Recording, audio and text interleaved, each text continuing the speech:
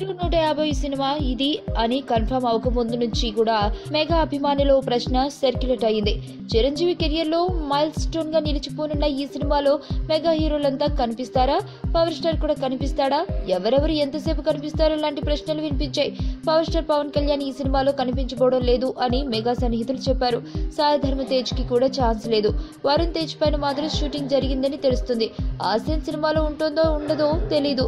ఎందుకంటే last minute లో ఖైదీ నుంచి చాలా సీన్స్ లేచిపోతున్నాయి. స్టార్ కమెడియన్ పృథ్వీ నటించిన సీన్స్ కూడా తీసేశారని తెలుస్తుంది. వీళ్ళందరి విషయం పక్కన పెడితే mega power star Ram Charan మాత్రం ఓ సాంగ్ లో దర్శనమివ్వనున్నాడు. అది కూడా 30 సెకండ్ల పాటు తండ్రితో కలిసి మెరుస్తాడని తెలుస్తుంది. రామ్ చరణ్ నటించిన మగధీర సినిమాలో చిరంజీవి నటించిన సీన్స్ విషయం పక్కన పెడితే ఒక చిన్న డాన్స్ బిట్ మాత్రం కొన్ని సెకండ్ల పాటు ఉంటుంది.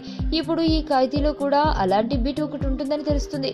అది కూడా తండ్రి కొడుకులు ఇద్దరు కలిసి వీణ స్టెప్లు వేస్తారట. సో మెగా అభిమానులందరూ థియేటర్స్ దద్దరిల్లేలా విజిల్స్ కొట్టడానికి, సంక్రాంతి పండుగను థియేటర్స్ లోనే చేసుకోవడానికి ఈ 30 సెకండ్లు సరిపోయే రేంజ్ లో ఆ సీన్ ఉంటుందన్నమాట.